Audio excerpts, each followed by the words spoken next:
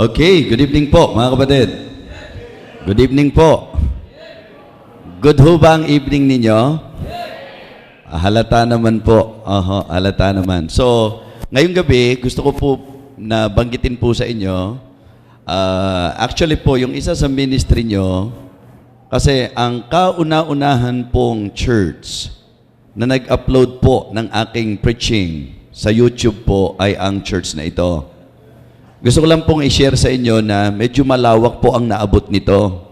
Marami po yung tumatawag sa akin, gumagawa po ng way para makontak po ako, para magpasalamat po, and at the same time, para po mag-imbita na yung pong preaching na narinig po nila at napanood po nila sa YouTube, hinihiling po nilang yun po yung message na ibigay po doon sa kanilang church. So, ang gusto ko lang pong i-point out, yung ministry natin na ito, medyo mas malawak po yung naabot po niya. Kasi meron pong pumangalawa po sa inyo yung pong Mindanao. Sila po ay nag-upload rin po ng mga preachings ko po sa YouTube. At doon po sa ilan na kayo po ay nagbo-view, ibig sabihin pinapanood po ninyo sa YouTube yung preaching. Kung kayo po'y interesado sa ilan pang mga preachings and messages, pwede nyo pong i-type yung Teo site. Okay? Ita-type nyo po yung Teo site, tapos puro preachings ko na po ang lalabas doon. Yun naman po yung mga preachings doon sa Mindanao. Okay? So, ang nakita ko lang pong disadvantage noon, hindi ko na mai-preach yung ibang ipipreach ko po dahil napanood nila. Baka mamaya isang araw may tumawag at meron namang makipag-usap sa akin, Pastor, ba't ganun? Mas maganda po yung napanood ko doon sa YouTube kaysa doon sa pinakinggan ko kayo nung preaching. Well, ang nakakatuwa po, lumalaga na po yung salita ng Panginoon. Tapos, kayo po, habang nagpipreach tayo dito, napapanood pala yan sa, alam nyo po bang kahapon po, meron pong nakapanood na tumawag po sa akin. Actually po, nag-PM po sa akin at para lang po mag-express ng kanyang pasasalamat. At ang kanya pong patotoo, siya po'y matagal na nawala po sa Panginoon hanggang sa, yun nga po, hanggang sa nakapag-search po siya, nakapanood po siya. At ang nakatutuwa po, ginamit po yung mensahe para siya po ay magpanauling lakas at sigla po. At ngayon po, nagpapasalamat siya sa Panginoon sapagkat nagagamit na rin po siya ng Panginoon. Ito po ay nag-express kagabi lamang po, mga kapatid. Kaya sabi ko, siguro maganda pasalamatan ko rin po kayo kasi nasurpresa po talaga ako noon. In fact, marami po akong preachings na marami pong naunang nakapanood po sa akin na kung hindi pa po sa kwento ng ilan, hindi ko po malalaman. But anyways, ang importante po, lumalaganap ang salita ng Diyos. Alam ko po, meron nga pong isang preaching ako doon na pati yung pagtalong ko at pag-split ko, nakunan pa At yun po ang medyo, kaya ingat na ingat ako. Okay, meron pong isang preaching ako na nakapag-mention ako. Kasi alam nyo, pagka-preaching sa isang church, kung ano po yung konteksto, kung ano po yung yung crowd mo, dumidepende ka rin habang nagsasalita ka. Kasi I do not know kung nanonotice nyo po iyan, bagamat ako po ay nagpipreach sa inyo, sa totoo lang po, hindi po ako na-use na binabasa ko po yung preaching or hindi naman po yung kung ano lang maisipan ko, kung ano lang masabi ko, hindi naman po. Sa heart, sa mind, so nandoon na po, naka-organize po yung thought ng preaching. Pero syempre, as you preach, kung ano po yung tao, okay? Kung paano sila nakinig, kung ano ho yung pinaka-sitwasyon, minsan doon ka nagdidepende. Hanggang sa makagamit ka ng example, minsan may nababanggit tayong mga personalities na hindi siya pang public, But as far as my experience is concerned, since nung ginawa nyo po ito, marami po talaga akong naging, yung na-receive na text, PM, tapos yung iba po nakikipag-friend pa sa FB, kaya lalo pong kaya kayo po, kung kayo'y particular, makikita nyo po na kahit gaanong lalim ng gabi, obligado po akong nagbubukas pa rin po ng FB sapagkat una, binabantayan ko po yung mga miyembro na kung ano-ano yung mga gagagawa sa FB. Pangalawa po, para po nang sa ganon, mabigyang pansin dahil means of communication po ito, may mga miyembro po kung hindi na ho kami nakikita basta-basta, so nakakaroon ng chance na magkaroon po ng intimate talk, po pwede pong doon po sila makapag-express. Kaya Again, I would like to take this opportunity to thank your ministry sapagkat ngayon po, marami ho tayo na pagministeryohan sa pamagitan po nito. Okay? So kaya, thank you so much. Magandang gabi po sa inyong lahat. Buksan po natin ang ating mga Bible sa Psalm chapter 34. Okay? Salamat din nga po pala sa mga napilitang bumili ng sermon note. Ano ho? So, at salamat din po sapagkat walang nagpilas ng wala hong pumunit nung pong cover. Ano ho? So, salamat po. Okay, so sa mga interesado po, kaysa mag-devotion kayo ng kung ano-ano, pwede ho yung mga outline dyan, yung passage dyan, gamitin nyo, mag-devotion kayo, kausapin po kayo ng Panginoon through the outlines. Ano po? And then, yung Word of God, ginagamit po doon po sa sermon notes. Okay? Pinaliwanag ko sa kanila, kaya lang 100 yan dahil sa picture. Alisin po natin yung picture, 10 pesos na lang po. Ano ho? So kaya meron kayong pagkakataon para makamura. Ano ho? Aalisin nyo lang po yung picture, pero make sure na yung picture po pag inalis po ninyo, hindi nyo po iuwi. Ano ho? Sapagkat double purpose na rin yan eh. Kung ano-ano pa yung mga pamatay daga na iniisip nyo, yan po, itapat nyo lang po yan sa dinadaanan ng daga. Maniwala ho kayo, ha? Split seconds lang po, nangingisay po yung daga, mga kapatid. Okay, so Psalm 34. Handang-handa na po ba kayo? Are you excited tonight? So I would like to request all of you to please stand up. Tumayo po tayong lahat. At atin pong tatalakayin, ang ganda po ng mensahe ng kanta. No? Yung mga awit, special number. Okay? Pati ho yung choir. Sabi ko, wow, leading. I do not know kung, kasi naikwento ko kagabi kay pastor, di ba? Sabi ko sa kanya, ito po ang tatalakayin ko bukas. Palagay ko naman, kung sinabi niya yun, napakabilis naman practice yun, kung kaya pinractice yung kanta. So I'm sure, leading po talaga yun. Nakakasa na yung kanta. At halata pong yung kanta, nakakasa na talaga. Ano po? So, our message for tonight, ang title po, Exalting God. Exalting God. Hindi ho kahit kailanman mapaparangalan natin at mapapadakila natin ang Diyos kung tayo po'y mga lupaypay. Hindi ho po pwede, mga kapatid, na ang Diyos ho natin ay maitanyag kung tayo po'y mga talunan, kung tayo po'y mga bagsak, kung tayo po ay mga malalamig. Kaya ho ang revival po ay isang magandang pagkakataon upang tayo po ay makapagbigay parangal sa atin pong Panginoon Diyos. Psalm chapter 34. Kung nakita na po, please shout Amen. All right, verses 1 to 10. This time, I would like to request the congregation to please read our text. Psalm 34, verses 1 to 10. Everybody, loud and clear. Wag ho kayo magunahan. Unawain niyo po ang ating pong mga talatang babasahin. Kayo po ang babasa. Ready, begin.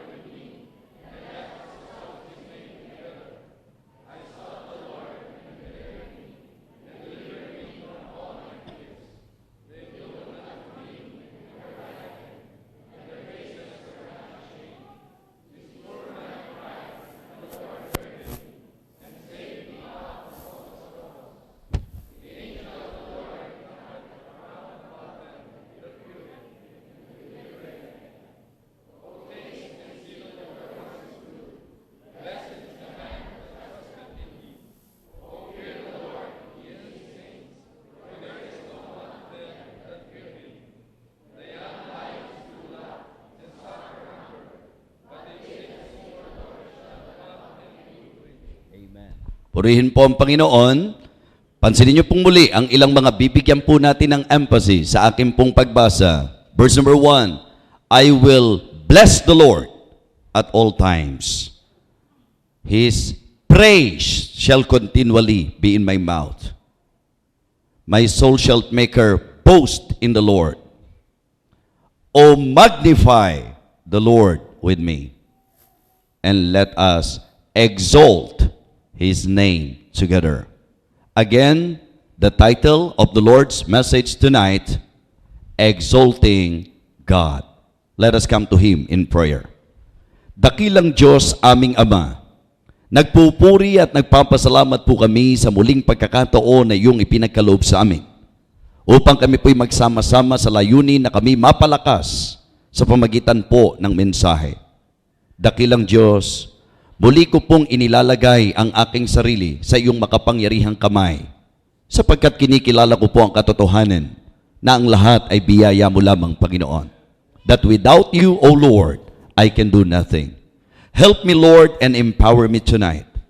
Give me wisdom and lead me, Lord, sa mensaheng dapat marinig ng iyong mga anak. Bigyan mo po kami ng teachable spirit, teachable attitude. Magkaroon po kami ng tender heart na kung saan paubaya po kami sa makapangyarihang galaw at paggawa ng iyong banal na spirito. Lord, please, talk to us. Lord, please, touch our hearts. Thank you so much. Once again, Heavenly Father, please accomplish your will in the lives of your people. For this I ask and pray in Jesus' most precious name. Amen. Amen. Okay, you may now be seated. Upo na po tayo. Exalting God. Alam niyo po, kapag tiningnan natin ang pinaka-background nito, matapos pong makaranas ang psalmist ng pagtaboy sa kanya, ito po ang mga lumabas na kataga sa kanyang mga labi. I will bless the Lord at all times. His praise shall continually be in my mouth. Alam niyo po, mga kapatid, kung papansinin po natin, yung pong puso niya, kasi minsan, ang pagpupuri po sa mga magagandang karanasan lang po nagagawa ng mga tao eh. Kung titingnan natin sa context, meron siyang hindi magandang karanasan. Pero in spite of, sa hindi magandang naranasan po niya, mga kapatid, ang lumabas sa bibig niya ay pagpapala at pagpupuri sa Diyos. Yung pong kanyang pahayag ng puso, I will bless the Lord at all times. His praise shall continually be in my mouth. My soul shall make her boast in the Lord. The humble shall hear thereof and be glad. Oh, magnify the Lord with me, and let us exalt His name together.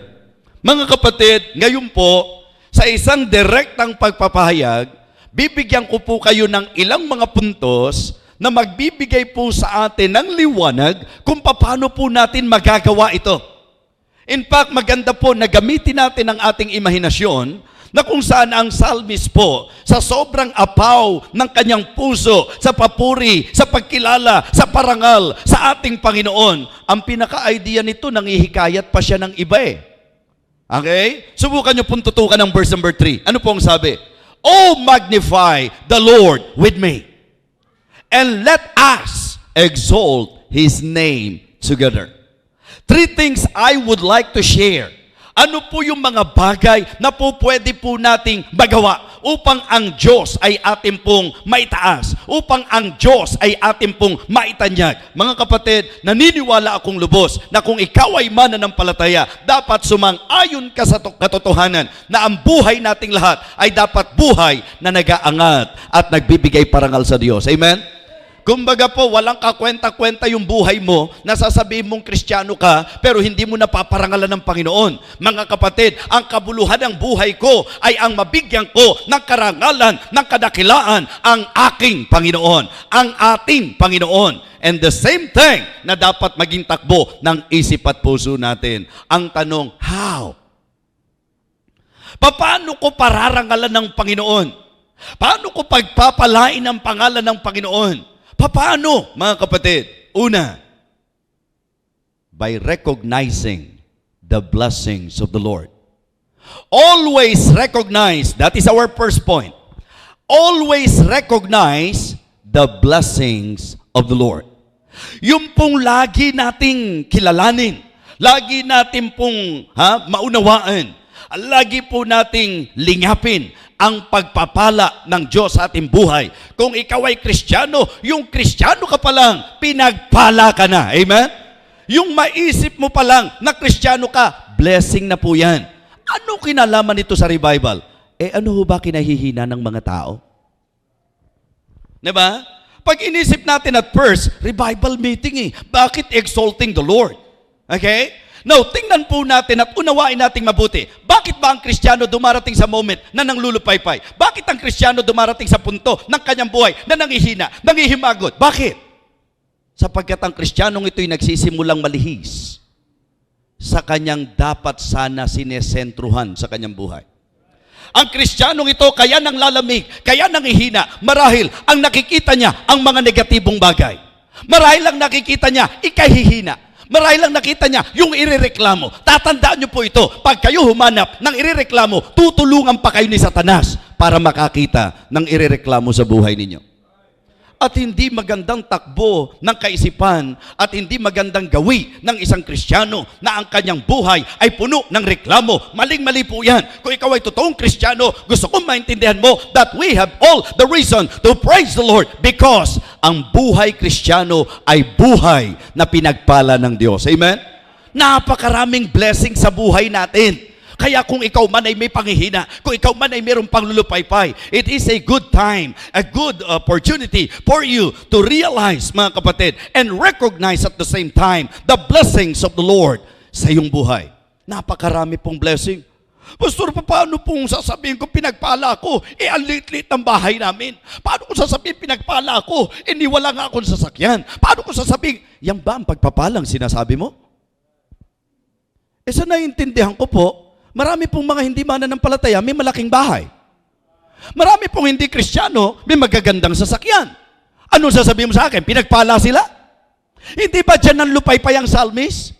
Nang lupaypay ang psalmist ayon sa record, sa sa chapter 73 ng book of Psalm, nung nakita niya, when I saw the prosperity of the wicked.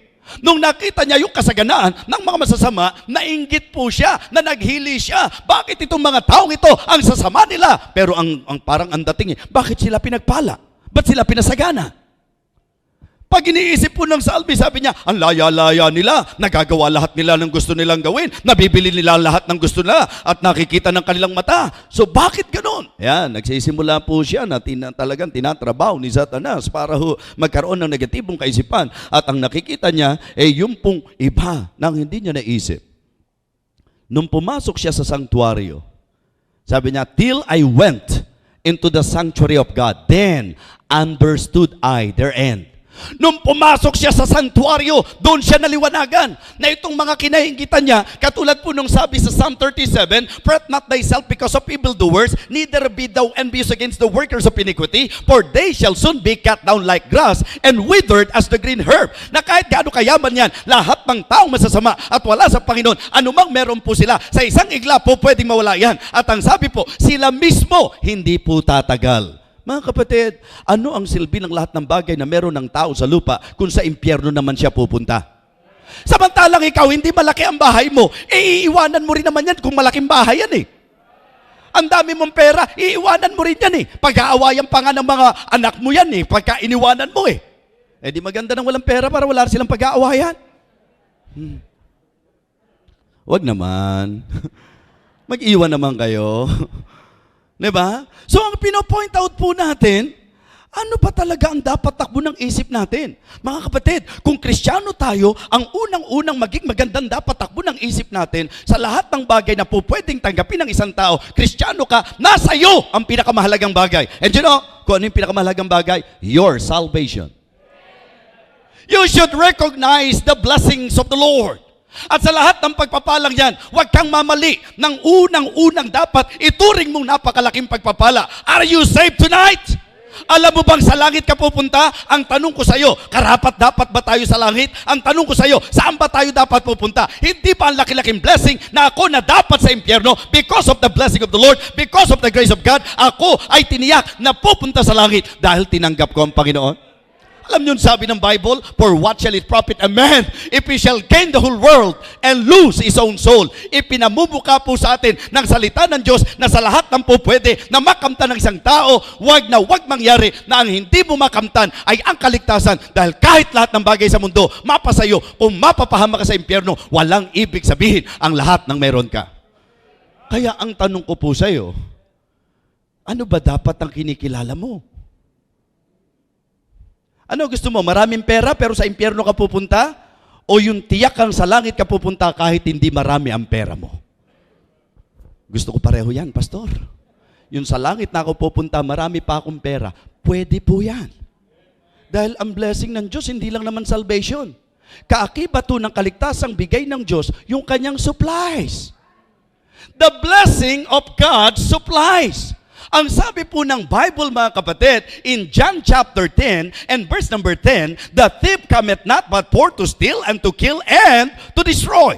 Anong sabi ni Jesus? I am come that they might have life and that they might have it more abundantly. Mga kapatid, mga Kristiyano, hindi ho bawal yumaman ang mga nasa Diyos. Sa Biblia po, pag-aralan nyo, kahit sa Old Testament, ang mga tao ng Diyos doon, mga pinayaman ng Panginoon, ayusin mo lang ang prioridad mo, ayusin mo lang ang buhay mo, magtapat ka lang sa Panginoon. Ang sabi ng Biblia, a faithful man shall abound with blessings. Amen?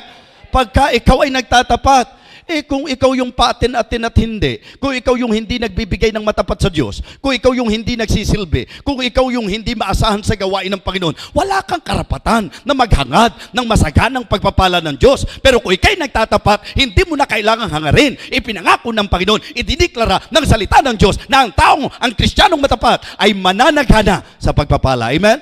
A faithful man shall abound with blessing. And you know what? If it is really blessing, masaya to, hindi ka palulungkotin ito. Kaya tingnan nyo po yung mga kapatid nating taga Soro-Soro. Dapat to ngayon, alam natin, taga happy-happy na po yung mga yan eh. Oo, mga taga Soro-Soro sila, pero mga kapatid, tingnan nyo sila, happy-happy. Bakit? Kasi nasa Panginoon na sila eh. Diba? Mga kapatid, ang gusto kong sabihin, pagka ang pinag-usapan, pagpapala ng Diyos, ang sabi po ng Bible, the blessing of the Lord, it maketh rich, and He addeth no sorrow with it. Ang tunay na mayaman, yung mga Kristiyano na pinagpala ng Diyos. Amen? Kung ikaw ay may malaking bahay, na magulo ang pamilya nyo, hindi kayo pinagpala. Kung kayo yung maraming pera, pero lagi kayo nag-aaway sa pera, hindi pagpapala yan. Dahil kung pagpapala ng Diyos yan, hindi gulo ang dulot yan, hindi lungkot ang dulot yan, hindi kasira ng dulot yan. Kung yan ay pagpapala ng Panginoon, ang sabi ng Bible, ang pagpapala ng Diyos ay nagpapayaman at wala itong kahit anumang lahid or bahid ng kalungkutan. Amen? Kaya lagi kong sinasabi ito eh, kailan dadaigin ng kakaunti ang pera ang mas maraming pera? Alam nyo kung kailan? At kung saan? Daig ng kakaunti ang pera na may kasiyahan, yung napakarami ng pera, wala pang kasiyahan. Dahil ang pera, hindi yan ang nagbibigay ng kasiyahan. Si Jesus ang nagbibigay ng kasiyahan. Amen? Ng tunay na kasayahan sa buhay. So the blessings of supplies. At ang Diyos natin, faithful, provider po yan. Hindi kanya pababayaan, hindi kanya iiwanan. Kaya nga ang sabi sa Hebrews chapter 13 and verse number 5, let your life be without covetousness, but be content with such things as ye have, for He had said, I will never leave you nor forsake you. Huwag tayong sakim. Kung tayo'y mananampalataya, huwag po tayong sakim. Hindi natin kailangan ng kasakiman. Kasi ang pangako ng Diyos, lahat ng kailangan mo, ipoprovide ng Panginoon sa atin. Amen? Basta laging ang kanyang kondisyon, unahin mo muna siya. But seek ye first the kingdom of God and His righteousness, and all these things shall be added unto you. Isang talata na kabisado ng napakarami, pero ito rin ang talata na kinababagsakan hanggang ngayon ng marami. Tuparin mo lang ito, makikita mo, mapapatunayan mo, mararanasan mo kung gaano katotoo ang pangako ng Diyos. Amen? Kaya nga kapag magpe-pray tayo, kanino raw tayo hihingi ng ating araw-araw na pagkain? And give us day by day our daily bread. Ang Diyos ang nagpo-provide. Siya po ang ating pong source sa lahat ng bagay. Alam nyo, kahit si Apostol Pablo, ipinangako niya yan eh. Sa Philippi Church, anong sabi niya? But my God shall supply all your needs according to His riches in glory by Christ Jesus. So, importante po nakilala natin at alam natin. We should recognize the blessings of the Lord sa buhay natin. Kapag ang hinanap mo, irereklamo mo, anong itsura ng taong reklamador? Kung ang hahanapin mo po yung idadaing mo, ano itsura ng taong daing ng daing? Kung ang hahanapin mo po yung ikasasama ng loob mo, anong itsura ng taong masama ang loob? Pero kung ang titingnan mo, yung dapat pasalamatan mo, anong itsura ng isang tao na puno ng pasasalamat sa Panginoon? Amen? Kaya ho tayo ng lulupaypay, nawawala ang mata natin sa napaka magandang pagpapala at biyaya ng Diyos sa ating buhay. Kristiyano, pinagpala tayo. Amen? Sabihin mo sa sarili mo yan, uy, wag na wag akong malulungkot kasi pinagpala ako. Amen? Yun po yun. Pinagpala ako. Hindi ka dapat padala sa kasinungalingan ni Satanas sapagkat sa totoo lang, pag anak ka ng Diyos, hindi ka pababayaan ng Diyos. Diba? Recognize, always recognize the blessings of the Lord. Mga kapatid, napakarami pa, even strength. The blessing of salvation, kung ikaw'y wala pang katiyakan ng kaligtasan, yan ang the greatest blessing that a man can ever have, mga kapatid. It is the blessing of salvation. Make sure na ligtas ka. Okay? Tiyakin mo yan, sapagkat yan ang dahilan kung bakit naparito ang Panginoon. Nung Pasko, ang dami pong nagsaya dahil sa kung ano-anong regalong natanggap nila. Sasabihin ko sa inyo to, kahit anong regalong natanggap nila, kung hindi pa nila natatanggap ang pinakadakilang regalo, ang gift of salvation, mga kapatid, walang ibig sabihin ng lahat ng regalo na yan. So kaya kung ikaw ay Kristiyano, yun pa lang, sapat na dahilan na para papurihan mo ang Panginoon. If you really want to exalt God, number one, always recognize the blessings of the Lord. Ano ang kanyang blessing? Number one, salvation. Ito ang kauna-unahan dapat ituring mong pagpapala. Ano po ang sabi ng psalmist? Psalm 116 and verse number 12. What shall I render unto the Lord for all His benefits toward me? Ano yung salitang ginamit niya? Benefits. Ano po ang understanding natin sa salitang benefits? Mga pagpapala po yan. Pakinabang po yan. Hindi po ba? So mga kapatid, yun po ang dapat lagi mong kinikilala na sa totoo lang, ang buhay natin sa Panginoon puno ng benepisyo. Napakarami nating benefits. Kumbaga, inia-outline lang natin. Pero in reality, hindi ko kayang i-line up sa inyo ang napakayamang pagpapala ng Panginoon. Pero ini-outline natin sa napakasistematikong paraan. Ano ang unang dapat ituring mong pagpapala ng Diyos sa buhay mo? Kung Kristiyano ka, yung pupunta ka sa langit, napakalaking pagpapala. At yung pong provision ng Panginoon, may kinakain ka, hindi ba? Laging nagiging katuwaan po yan. Dahil nga sabi ko sa inyo, may mga tao po, nang akala niya makatwiran ng magreklamo siya, dahil ang reklamo niya, wala siyang makain. Sabi ko nga, hindi ba ang linaw-linaw at alam ko, yung iba sa inyo, narinig nyo na po ito, pero gusto ko lang pong ulitin, marami sa atin, reklamo ng reklamo, laging ganito ulam, hindi natin naiisip na yung iba, ni kahit kaunting makakain, wala na silang makain. Di ba? Lumang yung damit, yung iba wala nang maisuot at wala talagang pambili ng damit. Di po ba? So tapos heto ka, paano mo pasasalamatan ng Panginoon? Wala ka nang trabaho, panay hanap ng trabaho, pero wala kang trabaho. Ang tagal-tagal na, halos 10 taon na, hanggang ngayon, wala pa akong trabaho. Sabi ko, kung sinabi mong 10 taon na, wala ka pang trabaho, yung katotohanan ng 10 taon na wala kang trabaho at nakaraos ka, grabe ang pagpapala ng Panginoon sa'yo. 10 taon ka na palang naghahanap ng trabaho. Hindi ka pa nakakakita, pero buhay ka pa. Kung pinabayaan ka ng Panginoon, baka 1 taon pa lang na wala kang trabaho, tapos ka na. Mas dinamihan mo taon. Kung sabihin ko, Pastor, 20 taon na ako walang trabaho, blessing pa ba yun? Abay, habang hinahabaan mo, mas lalong napakatinding blessing niya. Di ba? Lalo na kung buong buhay mo, wala ka naman trabaho. Hindi ba nagtatawanan tayo? Pero may wisdom ba? Kasi nakatingin ka doon sa irereklamo, wala kang trabaho, pero hindi mo nakita, nakakaraos ka kahit walang trabaho. Hindi ko sinasabing huwag ka na magtrabaho dahil nakakaraos naman. Hindi ka na kasi siguro. Ang kinukwento ko sa inyo, yung nagrereklamo, na 10 taon na raw, wala pa siyang trabaho. Sabi ko, grabe yan, 10 taon na, wala kang trabaho, pambira, kung di ka pinagpala ng Diyos, palagay ko, tapos ka na.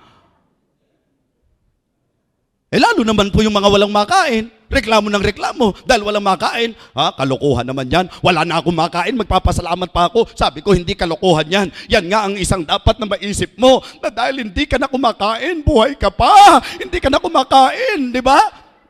Yung iba kaya lang nabuhay dahil kumakain. Ikaw wala ka na makain, buhay ka pa. O teka, hindi pa tayo tapos dun.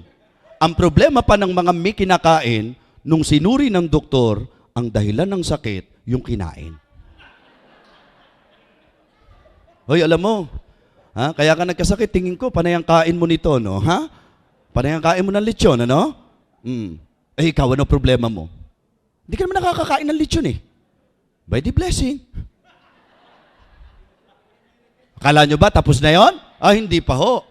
Nung pumunta sa doktor, eto pa ang sabi ng doktor, okay, dahil sa sakit mo, bawal sa iyong kumain ito, kumain ito, kumain ito. Isipin mo, kung ikaw yung walang kinakain, ano pa ang problema mo sa ipagbabawal ng doktor? Dok, wala ka na ipagbabawal sa akin. Bakit? Lahat ng sinabi mo, nitingin, hindi ko pa nakita yan. Di ba? At sabi mo sa kanya, alam niyo po bang hindi pa ako nakakaamoy ng lechon hanggang ngayon? Kaya pala ang ganda ng daloy ng dugo mo, anak. Di ba? Kaya pala ang ganda ng daloy ng dugo mo, ha? Walang kakule-kolesterol. Hindi ka na nakakain, hindi ka pa nakaamoy. Naku, good for you. Mga kapatid, nagtatawanan tayo. Pero may sense ba? Hindi masamang may kinakain ka, ha? Pero ang sinasabi ko, hindi dahil lang hindi marami ang kinakain mo, pwede ka na magreklamo. Yung makaraos ka sa kasakapusang sinasabi mo, yung makaraos ka sa kalagayan mong wala kang trabaho, hindi ho nagiging dahilan yan para magreklamo ka sa Diyos. You still need to exalt God because the very fact na ikay nakakaraos in spite of, what is that? Grace. Goodness. Blessing ng Panginoon yan. Diba? Yun ang sabi ng psalmist. Nag-iisip nga siya eh. Diba? Pag inimagine nyo po yung talata, what shall I render unto the Lord for all His benefits? Diba? Hindi siya nag-isip ng isa, dalawa, for all His benefits. Kung gusto mong mabuhay ka, kung gusto mong sumigla ka, kung gusto mong lumakas ka, kung gusto mong ganahan ka sa buhay mo, lagi mong kilalanin yung kabutihan ng Diyos sa iyo. Amen? Psalm 116, verse number 5. Gracious is the Lord and righteous. Yea, our God is merciful. Mapagbiyaya ang Diyos. Mga kapatid, mapagpala ang Diyos. Mabuti ang Diyos. Amen? Kaya ito ang dapat takbo ng ating puso at kaisipan. Hindi ka mang lulupaypay kung marunong ka kumilala ng mga pagpapala ng Diyos sa buhay mo.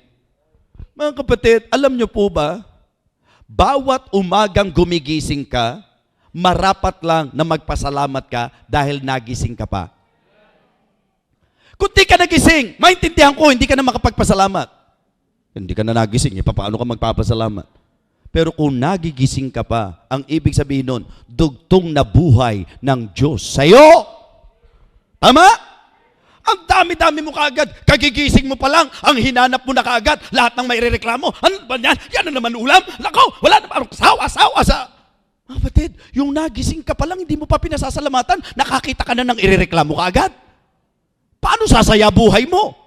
Hindi sasaya ang buhay ng isang tao na ang lagi niyang inahanap, yung pwede niyang ireklamo, yung pwede niyang ikasama ng loob. Mga kapatid, sa nakikita ko po, kung Kristiyano ka, hindi na dapat magkaroon ng puwang ang idadaing at ika-rereklamo mo. Ang maganda pong laging hinahanap mo, yung kabutihan ng Diyos. At titiyakin ko sa iyo, kung bubuksan mo mata mo, makikita mo ang kabutihan ng Diyos.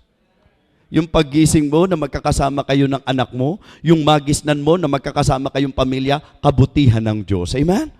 I mean, ang dami pong kapahayagan ng kabutihan ng Diyos. Diba? Ngayon po, umattend tayo sa service. Kanina, nakita nyo yung bata nung kumanta? Yung kumantang bata, yung may anak kang ganyan, bata pa lang, nagpapagamit na sa Diyos, blessing! Pwede kong ibili ng mas marami pang damit yung anak ko kapag kaganyan. Ano? Sabihin mo yan, anak, sa nanay mo, sa tatay mo, ha? Napakasarap makakita na bata pa lang naglilingkod sa Diyos. Mga kapatid, ang dami mong dapat pasalamatan. Di ba? Ano hinahanap mo? So, anong point number 1? In exalting God, paano natin i-exalt ang Diyos? Number 1, always recognize the blessing of the Lord. Okay? Bawat pagsikat ng umaga, alam niyo po ba? Uy, narinig niyo ba? Naramdaman niyo ba? Lumindol nung ganitong araw. Di ba? Lumindol? Sabi po doon sa Zambales, ang lakas ng lindol. Ang sabi po doon sa... Okay? Ngayon, isipin niyo po, paano kung magpapasalamat? Lumindol. Ikaw na hindi napahamak sa lindol. Sa kabila ng lumindol, ikaw ay hindi napahamak. Blessing. Tama? Blessing po yun. Ibig sabihin, may bagyong lumipas, may bagyong dumaan, yung nakaraos ka sa kabila ng bagyo, blessing po yan. Ang daming bagay na makikita nyo kung paano nagpapala ang Diyos sa ating buhay. So number 1, always recognize the blessing of the Lord. If you really want to exalt God, always recognize His blessing. Number 2, always resolve to bless the Lord. Kumbaga, pagpasyahan mo sa puso mo na lagi mo siyang pagpapalain. Mga kapatid, ang sabi po ng psalmist, I will bless the Lord. When? At all times. We should bless the Lord every time. At all times. Ang sabi po, His praise shall continually be in my mouth. The word continually, lagi, always. We need to bless God. We need to resolve. We should resolve, always resolve to bless God. Every time and in everything. Amen? At sa lahat ng oras at sa lahat ng bagay. We should give thanks unto God. Ang sabi po ng Bible, in everything, give thanks. For this is the will of God in Christ Jesus concerning you. Be thankful. Maging mapagpasalamat po tayo, mga kapatid. Papurihan natin. Mga kapatid, always resolve to bless the Lord. It means please Him. It means praise Him. It means proclaim Him. Amen?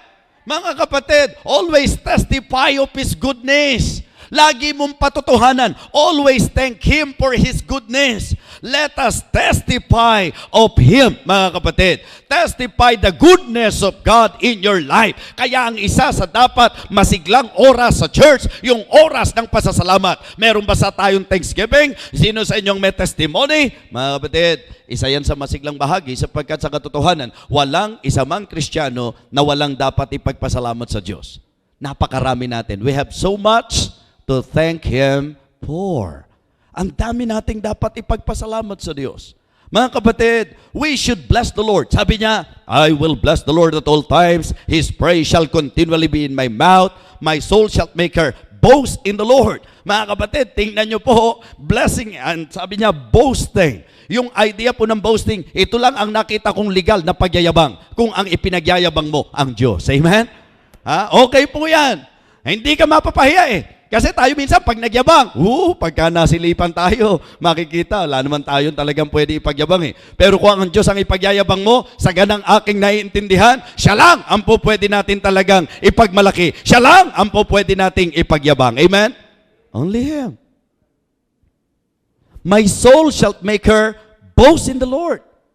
The humble shall hear thereof and be glad. Oh, magnify the Lord with me and let us exalt His name together. Ngayon, tingnan niyo po saan ko ba siya dapat i-bless? Kung titingnan niyo po yung context natin, ang sabi po ng verse number 4, I sought the Lord and He heard me. Ano yung idea dito nung I sought the Lord? Alam niyo yung issue dito? Prayer. Isa sa blessing natin yung privilege na tayo po'y makapanalangin.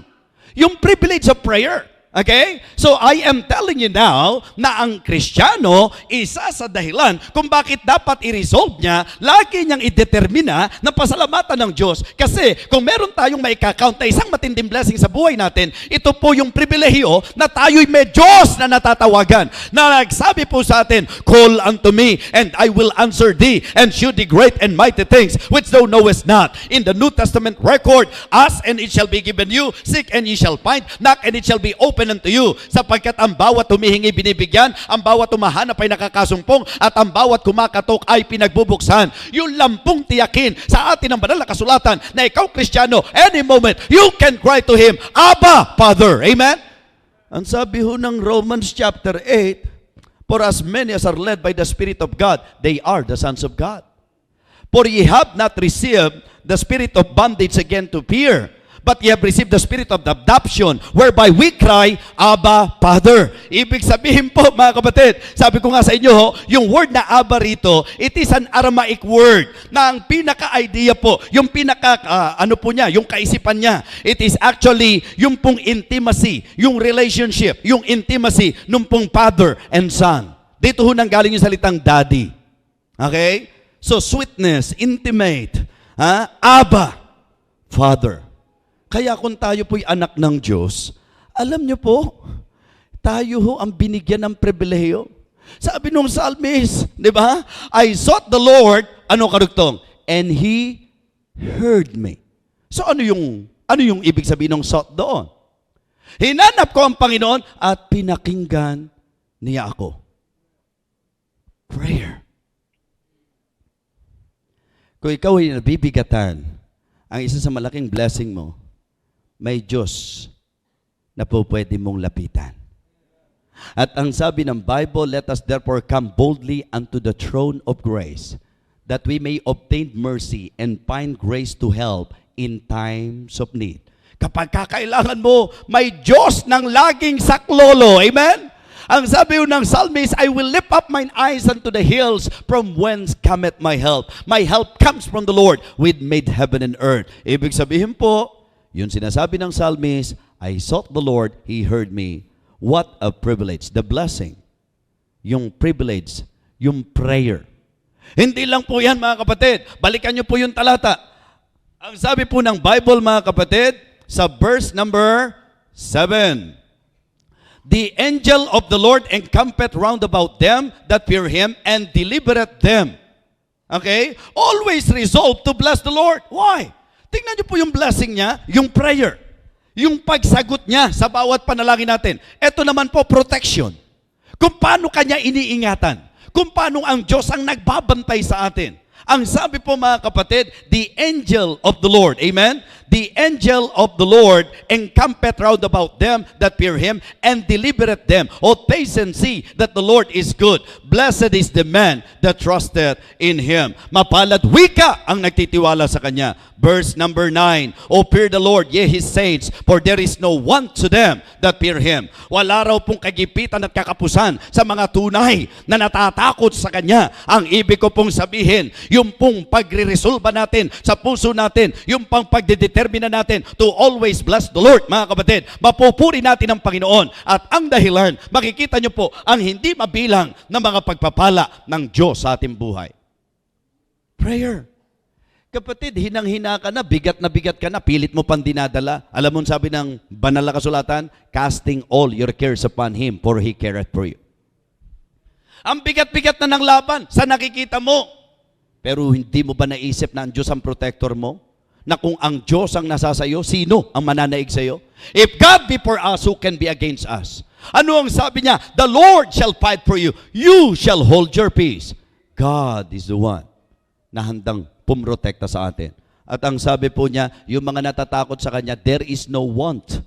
Ibig sabihin po, lahat ng pangangailangan natin, ipoprovide ng Panginoon. Always resolve to bless the Lord. Mga kapatid, ang dapat ho, pagpalain natin ng Diyos in our speech. Sana kapag ho nagsasalita tayo, binebless natin ang Panginoon. Kailan daw ho siya dapat i-bless? At all times. Ano po ibig sabihin ng at all times? May halimbawa ba kayong naaalala sa Bible na nag-apply niyan, na binebless niya ang Diyos sa lahat ng panahon? Alam niyo kung sino? Si Job. Yung kanina pong, di ba, nag-intro sa kanta po ng choir. Sino po ginamit niyang example? Si Job. Yung pong battle ng Panginoon at saka po ng Diyos. Yung sabihin po ng Panginoon, di ba? Sabi niya kay Satan, hast thou considered my servant Job? Ha? Nakita mo ba yan, lingkod ko na yan, na si Job, na natatakot sa akin at lumalayo sa kasamaan? Ano ginawa ni Satanas? Inatake ho ang buhay niya. Financially, physically, emotionally, mentally, socially, spiritually. Inatake na siya sa lahat. Pero mga kapatid, alam nyo ang nanatiling takbo ng isip ni Job? Nung namatay po yung lahat ng anak niya, the Lord gave, the Lord had take it away. Ano sabi niya? Ano sabi niya? Blessed be the name of the Lord. Yun po ang ibig sabihin. Bless the Lord at all times. Si David, o yung psalmist po, tinaboy po siya. Tinaboy po siya nung time na ito. At nung siya po ay nakaranas itong bagay na ito, still in his heart, I will bless the Lord. Again, Psalm 116, what shall I render unto the Lord for all his benefits toward me? So may pinagmulan, may pinaghugutan, yung kapahayagan. Alam niyo ang sagot po ng psalmist? Siya ang sumagot sa kanyang tanong, what shall I render unto the Lord for all his benefits toward me? Ano? Ano ang po pwede kong ibalik? Anong pwede kong gawin sa napakamapagpalang Diyos sa buhay ko? Sa dakilang bagay na ginagawa ng Diyos sa buhay ko? Mga kapatid, ngayong gabi, sana nakikita mo, natatanaw mo kung gaano kabait ang Diyos sa iyo, kung gaano kabuti ang Panginoon. At ngayon ang tinatakbo rin sana ng isip mo, ano kaya ang po pwede kong ipahayag sa Diyos na napakabuti sa akin? At sana masagot mo rin siya, katulad ng sagot ng psalmist, I will take the cup of salvation. I will pay my vows unto the Lord. Paglundag sa verse number 17, I will offer to thee the sacrifice of thanksgiving. Diba? Always resolve to bless the Lord. Ang opening ng Psalm 34, ano sabi niya? I will. Diba? Ang idea po nung salitang I will, ito po ay po pwede nating ilapat doon sa mga resolution eh. Diba? Ang bait-bait ng Panginoon, ano kaya diba? Ano kaya ibabayad ko? Ano kaya papalit ko? Ano kaya ibabalik ko? Sa kabutihan ng Diyos, I will, I will, I will, I will, I will. Ano po 'yon? Resolution. So always resolve to bless the Lord. So what is number 1 in exalting God? Number 1, always recognize the blessings of the Lord. Napakadami po, hindi ko kayang isa-isahin. Diba? Kaya nga may kanta tayong count your blessings, name them one by one. And it will surprise you what the Lord had done. Amen? So yun po yun. So always recognize the blessing of the Lord. Number 2, always resolve to bless the Lord. Okay? Number 3, if you really want to exalt God, always rely and believe in the Lord. Amen? Lagi nyo pong sandalan at pagtiwalaan, paniwalaan ang Panginoon. Balikan po natin ang verse number 8. Ang sabi po ng verse number 8, oh, taste and see that the Lord is good. Blessed is the man that trusteth in Him. Ang sabi po ng Hebrews chapter 11, verse number 6. Okay? But without faith, it is impossible to please Him. For he that cometh to God must believe that He is, and that He is the rewarder of them that diligently seek Him. Ang sabi po mga kapatid, you can never please the Lord kung walang pananampalataya. In fact, sa tala po ng banal na kasulatan, everything that is not of faith is sin. Once na nagdadoubt ka sa Panginoon, mag-aralan nyo po sa kasaysayan ng Bible, lahat ng mga pag-aalinlangan ng tao, hindi ho nagdala sa kanila sa pagpapala. Okay? Ang Israelites, ano ang blessing? Hindi lang po yung paglaya sa Egypt. Ang blessing sa Israelite, yung promised land. Okay? Are you listening? Ang blessing sa kanila, yung promised land. Yung paglaya nila, larawan ng kaligtasan yun. Iniligtas sila. Pero bilang ligtas, ang gusto ng Diyos, hindi sila mag-wander doon sa ilang. Ang gusto ng Diyos, maklaim at makonquer nila yung promised land. Ano po yung promised land? Ito po yung prepared land of God for them. Ito yung piling lupain ng Diyos para sa kanila. Not only that, it was a prepared land of God for them. Ito po yung inihandang lupain ng Diyos para sa kanila. And it is also the perfect land of God for them. Yun talagang lahat ng provision ng Diyos na andon po sa lupang ipinangako ng Panginoon. Wow! Blessing yung promised land. But the sad truth is this. Hindi po nakapasok yung pong mga Israelita sa henerasyon ni Moses. At ayon sa record ng aklat ng Hebrews, ang dahilan because of unbelief. Christians, makinig kayo mabuti. Marami kang hindi ma-enjoy na gustong gawin ng Diyos sa buhay mo kung pinagdududahan mo siya. Kung hindi mo matututunang pagtiwalaan ng Diyos sa buhay mo, yan ang pinakamalungkot. Dahil kung ang Diyos hindi mo mapagkatiwalaan, kanino ka pa aasa? Wala na akong alam na po pwede kong sandalan, na po pwede kong panghawakan kundi ang Diyos. Ngayon, kung pati Diyos pagdududahan ko na hindi niya kayang ibigay ang kakainin namin, na hindi niya kayang tugunan ang pangangailangan namin, kung pati Diyos pagdududahan ko, saan pa ako pupunta?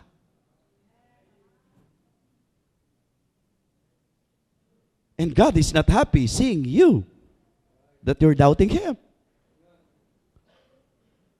Parang nakakahiya na yung klase ng Diyos meron tayo, pag-aalinlanganan natin. Alam nyo ba na yung Diyos na yan? Tinayuan po ni Elijah yan. Kahit ang dami-dami mga propeta ni Baal, hindi po siya lumihis, hindi siya bumigay. Bakit? Lubos sa isip ni Elijah ang pagtitiwala na ang Diyos niya ang tunay, ang Diyos niya ang buhay na Diyos. Amen? At ano ginawa ng Diyos? Pinatunayan niya na siya nga. Maraming bagay na hindi natin ma-enjoy. Remember my illustration? Yung pong promised land para sa kanila, pero going there, they experience na meron pong sea na humarang sa kanila. Still remember that story? Diba? Okay, para ma-recall nyo. Ito yung sinabi ko po na nung sila po'y natrap nung sea. Ano po ang sabi po ng mga tao kay Moses? Moses, you see, there is a sea.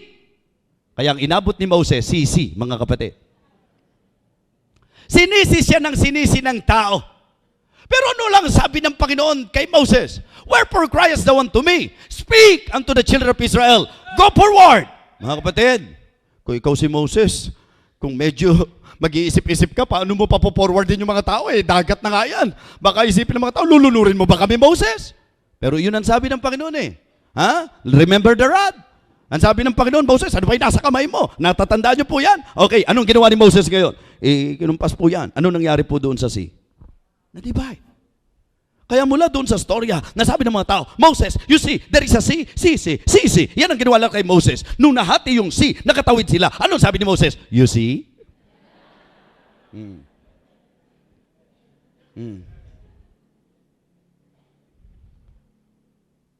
Alam niyo kung bakit marami tayong hindi makitang mahimalang gawa ng Diyos sa buhay natin?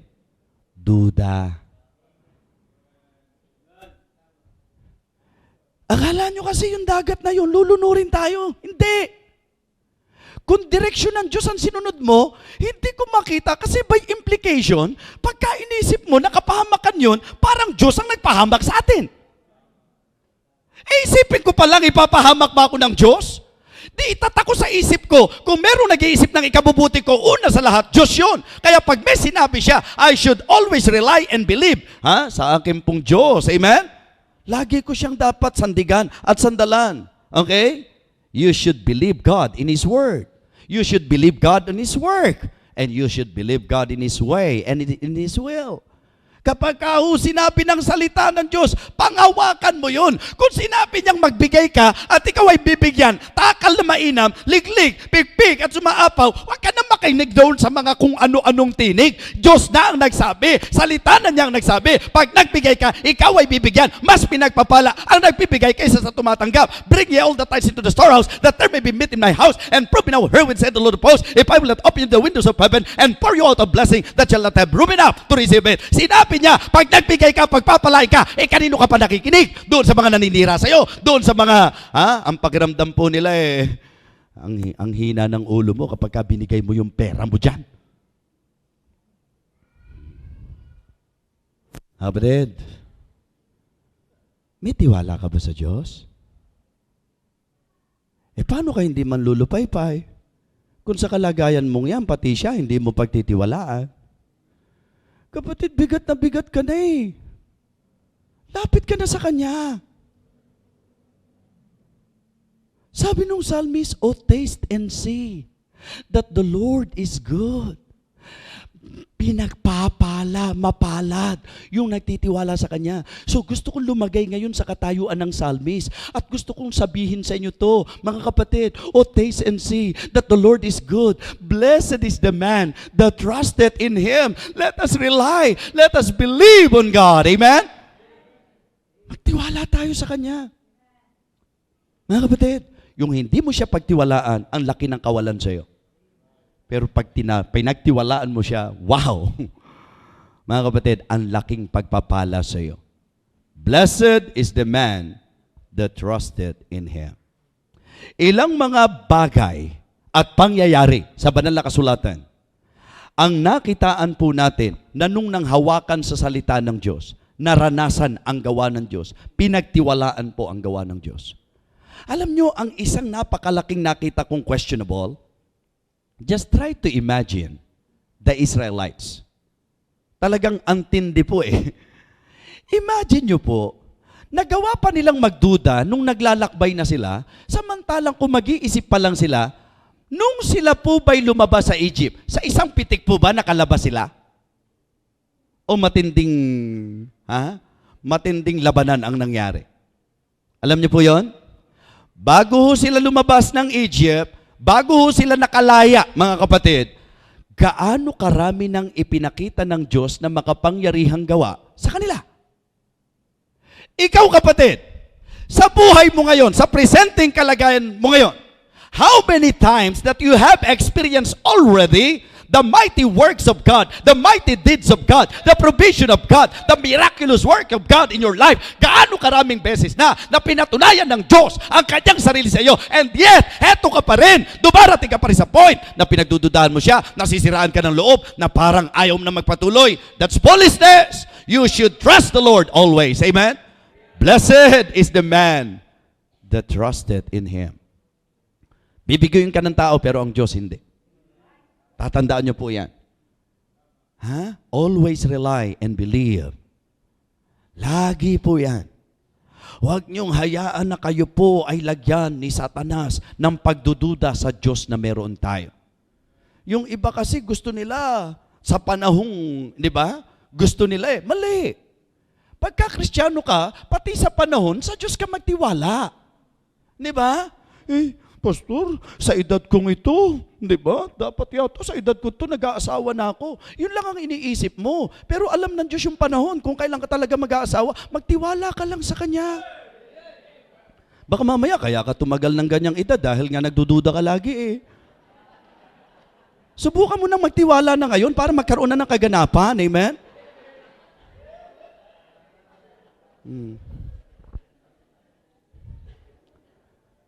Tapos, hindi mo masagot kasi pangit na pangit ka. Kasi nga, by sight ka, by faith, lunukin mo na.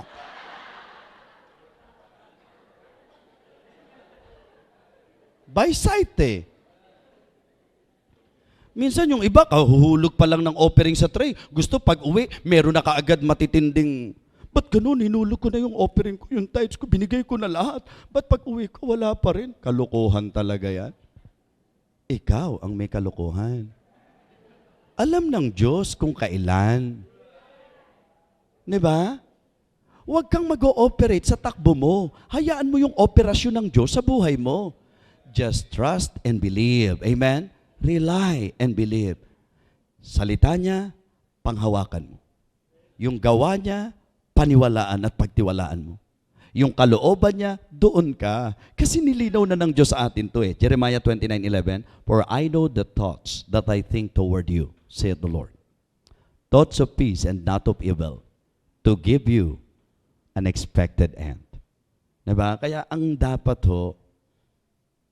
makinig tayo sa psalmist. "O taste and see that the Lord is good."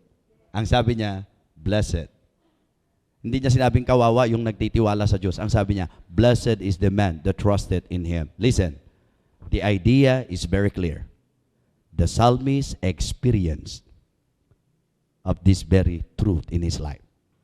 Na grabe, napakatinding pagpapala pag nagtitiwala ka sa Diyos. Tis so sweet. Mapapakanta ka ng tis so sweet to trust in Jesus. Amen? Matamis bang magtiwala sa Diyos?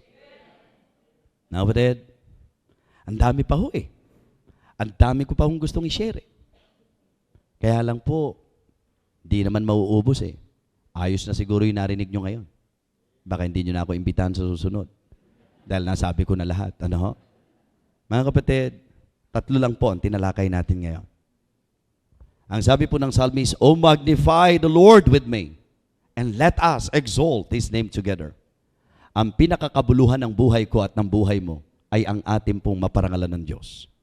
Paano natin siya pararangalan? Number 1, always recognize the blessings of the Lord. Number 2, always resolve to bless the Lord. And then number 3, always rely and believe in the Lord. Amen? Always rely and believe. Always resolve to bless. And always recognize the blessings. I hope napalakas po tayo ng mensahe. Nawa ginising ng Panginoon ng ating diwa na medyo, alam niyo po yun, naikikiling po ni Satanas. Mas maganda po na tayo po'y tumingin sa ating Diyos at magtiwala tayong lubos. Yumuko tayong lahat at pumikit. Isang matahimik na sandali para sa bawat isa.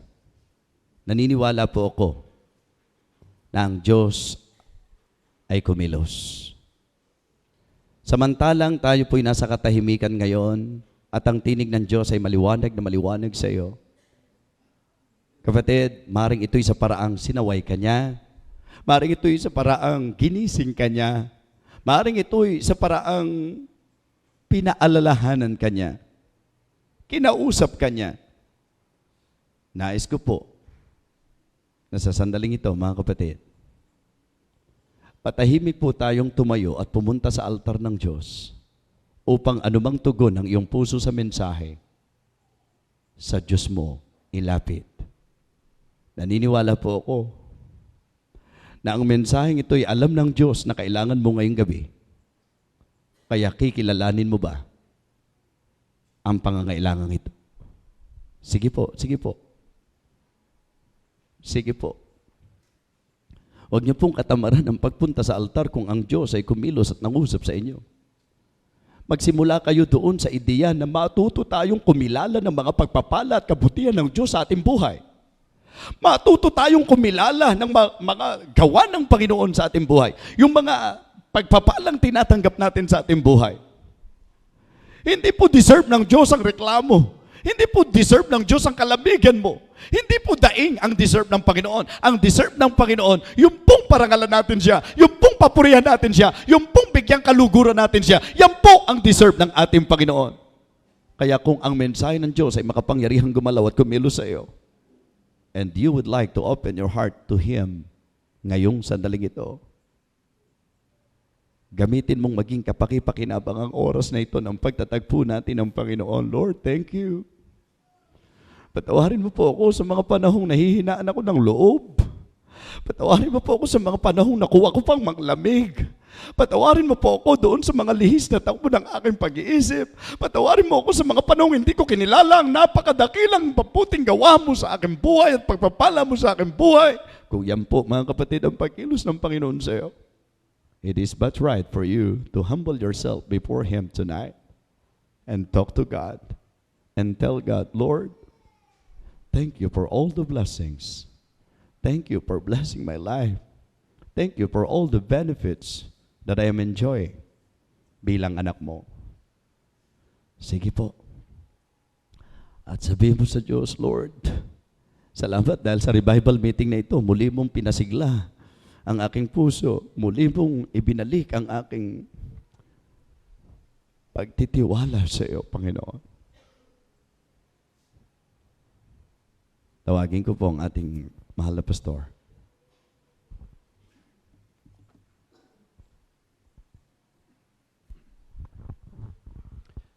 Patuloy po ang ating paanyaya.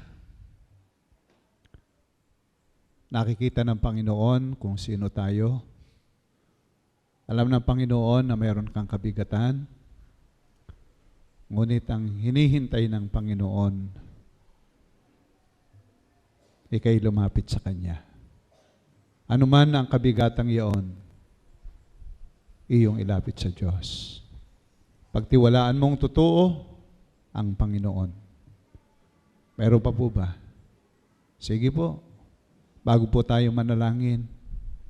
Kung meron pa, Panginoon, salamat po sa pag-aaral ng iyong salita.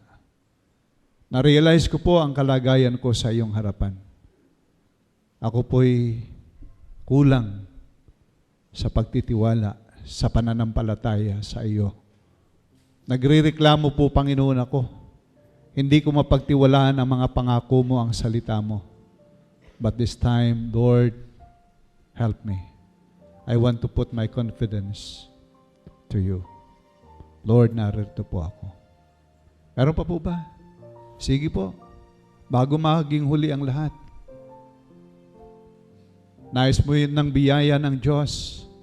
Pero gawin mo yung iyong bahagi. Alisin natin yung kawalan ng pagtitiwala. Sabihin natin, yes, Lord, thank you. Thank you for the message. Thank you for reminding me once again about my life. And this time, God, narito po ako, mananangan sa iyo. Meron pa po ba? Diyan sa taas.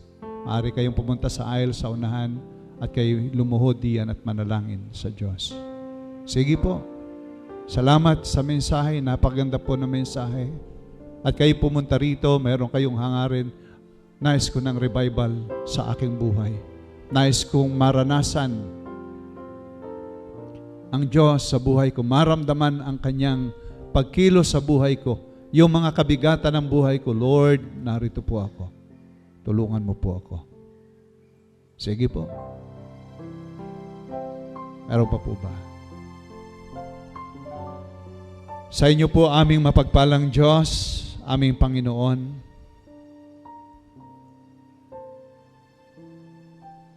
ngayon pong gabi, kami po'y nagpapasalamat sa iyo. Salamat, Panginoon, sa iyong salita na amin pong napakinggan tungkol sa kabutihan mo sa aming buhay.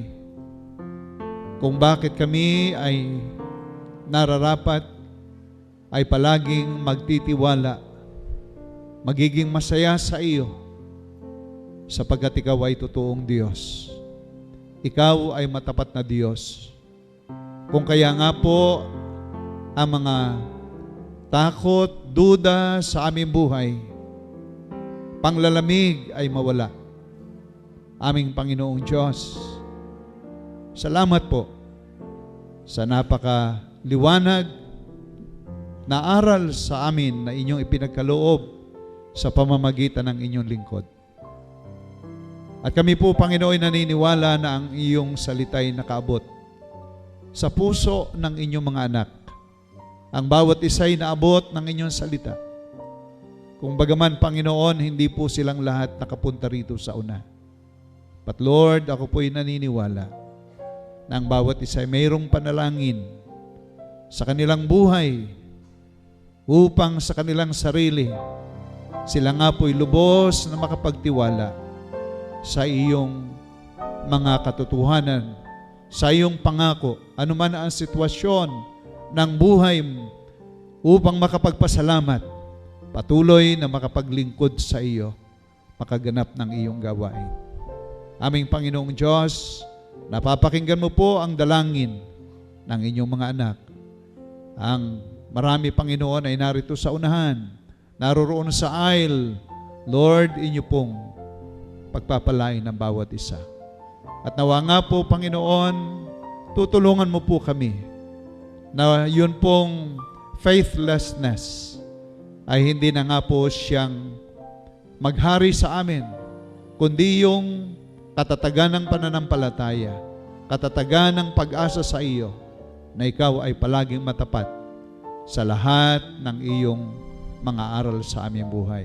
Salamat po, aming Panginoon, at inyo nga pong igagawad sa amin ang inyong mayamang bendisyon at pagpapala na sa gabing ito, Panginoong Diyos, ay inyo nga pong ilalagay sa aming mga puso ang inyong mga salita upang hindi na po kami magduda sa inyong mga pangako sa aming buhay. At ang buhay namin ito ay magamit po namin sa kapurihan ng iyong pangalan. Ama, ang lahat ng ito ay amin dalangin na may pagpupuri at pagpapasalamat at tinihingi po ang lahat ng ito sa iyo sa dakilang pangalan ng Panginoong Hesus. Amen at amen.